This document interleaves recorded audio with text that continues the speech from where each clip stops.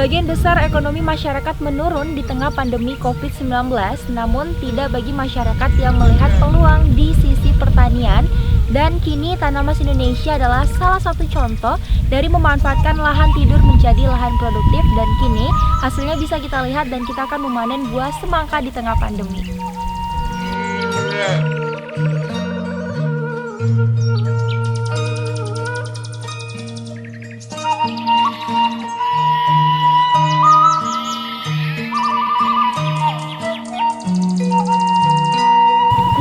Balik lagi nih ke kebun semangkanya. Kalau kemarin kita berbicara pas semangkanya belum bisa panen ya, tapi hari ini udah bisa panen. Pak De, kalau boleh tahu nih, ini semangka seluruhnya berapa hektar yang dipanen nih? Yang dipanen, apa yang dipanen, apa ya, yang masih dipanen apa seluruhan? Yang kita panen hari ini? Hari ini yang kita panen 1/4 hektar. Nah, ini yang dipanen kalau boleh tahu juga jumlahnya ada berapa nih Pak De? Kurang lebih hari ini 10 ton. 10 ton itu untuk dijumlahkan berapa buahnya itu berapa Pak De? 10 ton kalau per pikulnya itu 17 sampai 18 biji. Berarti kalau 1 ton itu kan 180 tuh. Ada 180. Berarti sekitar hampir 2000-an. Buah semangka ya, yang kita panen di hari ini. Ya.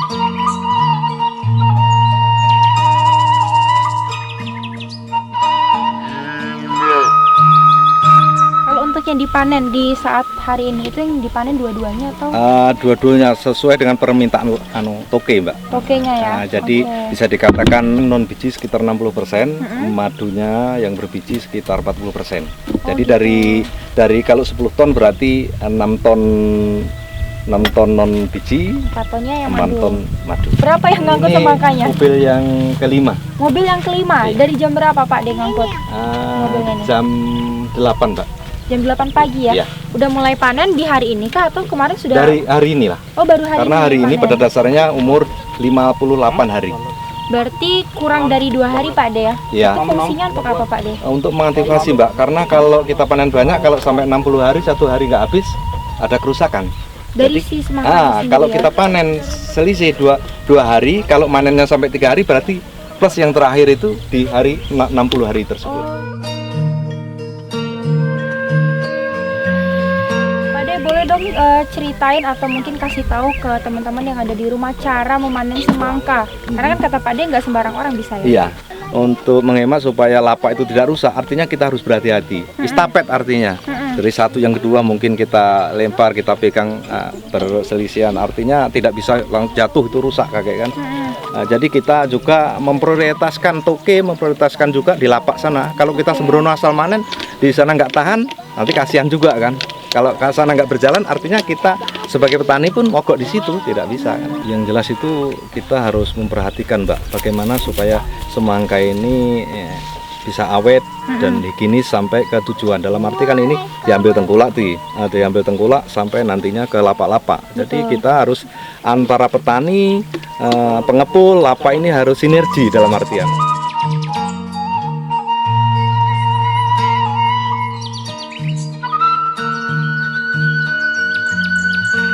Pak De, di hari ini kan tanggal 24 Agustus kita panen. Apakah besok di tanggal 25 panen juga? Iya. Karena saya lihat tadi kan saya jalan juga ini belum ini. Masih ini ada belum. yang belum. Ini belum semua ini.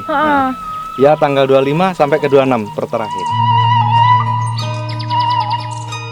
Dari keseluruhan tanaman semangka yang ditanam di kebun ini, target Pak De berapa tuh? Seharusnya bisa mencapai 20 sampai 25.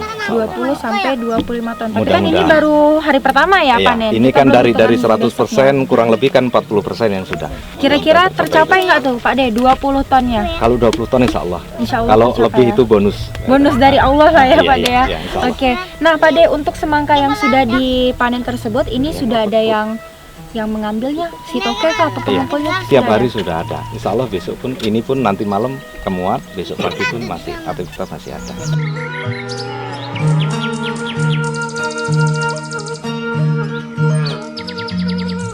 Panen buah semangka tersebut berlokasi di Desa Talang Bandung, Kecamatan Sungai Gelam. Program ketahanan pangan ini tentunya dilakukan oleh Tanamas Indonesia kepada para petani untuk kesejahteraan masyarakat dan juga ketersediaan pangan selama pandemi COVID-19.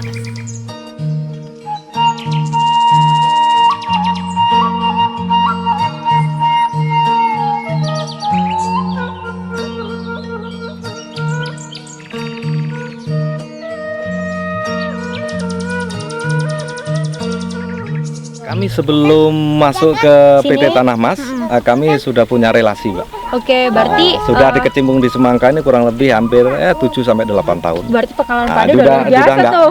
Insya Allah nggak bingung lagi. Oke, Pak Ade yang mau dikirim semangkanya ini ke Jambi saja atau keluar Jambi? Insya Allah sementara ini masih di Jambi aja, Mbak. Nanti Insya Allah sama Mas Denny sebagai owner di sini mungkin ada terobosan-terobosan lain agar petani nanti bisa lebih efektif lah.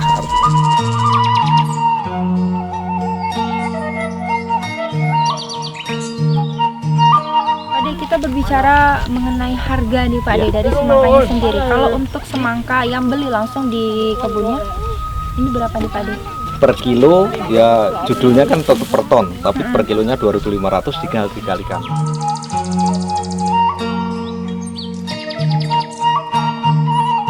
Nah Pak Ade sendiri di sini untuk bagi hasilnya sama Tanah Mas itu bagaimana? Kami dibayar bulanan, setelah panen kami hitung sih modalnya berapa, sisanya berapa. Alhamdulillah kami diberikan bonus di situ. Sangat terima kasih kepada PT Tanah Mas kami.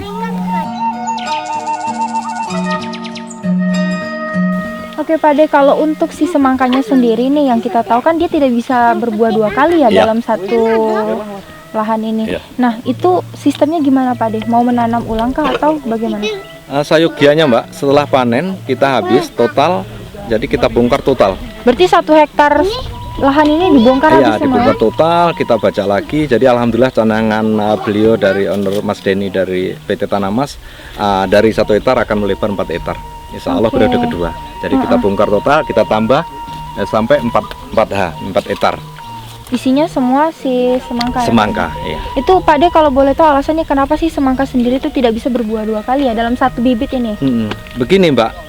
Kalau dipaksakan mungkin bisa, tapi kurang ideal karena pada dasarnya semangka ini hanya 60 sampai 70 hari. Ini kita paksakan tidak maksimal begitu. Buahnya juga nggak bagus ya? Iya, nggak maksimal, merugi.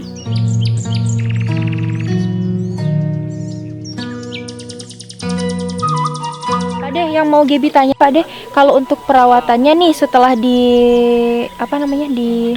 petik itu kenapa Pak Ade Mas ada yang putih-putih gitu Pak Ade? Putih-putih yang mana? Yang di bagian bawahnya mungkin. Ini Mbak, ini yang perlu yang kami katakan 20% di situ. Dikarenakan seharusnya kalau hijau-hijau semua, maka daripada itu kemarin kan kami masuk nih lokasi udah banyak yang bersih kayak gini nih. Jadi udah nggak ada rumputnya. Jadi kami untuk motivasi itu ke depannya harus ada rumput, kita semprot jadi rumputnya untuk alas.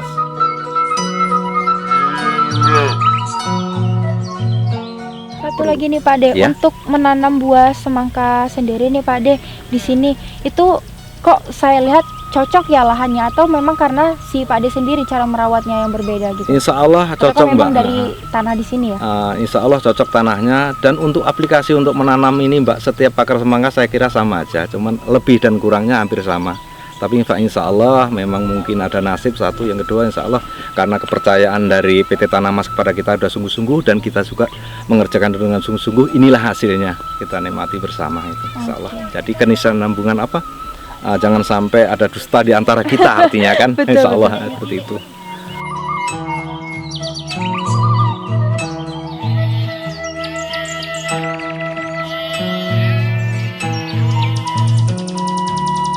Kita berbicara mengenai di sisi pandemi COVID-19 yang kita rasakan nih dari awal tahun ya Pak Ade ya. Itu kalau untuk bagi petani semangka sendiri menurun atau meningkat nih untuk penjualan buah semangka? Mohon maaf Mbak ya, semuanya untuk sektor pertanian itu menurun, termasuk komoditi semangka maupun hortikultura, terutama masa komoditi semangka saya menurun Mbak.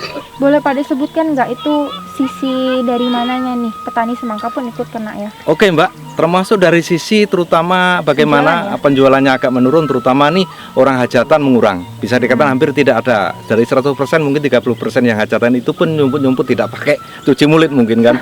Yang kedua ini masalah untuk di keagamaan, aktivitas di keagamaan yang bisa pengajian dan sebagainya itu pun menurun, bisa dikatakan hampir tidak ada.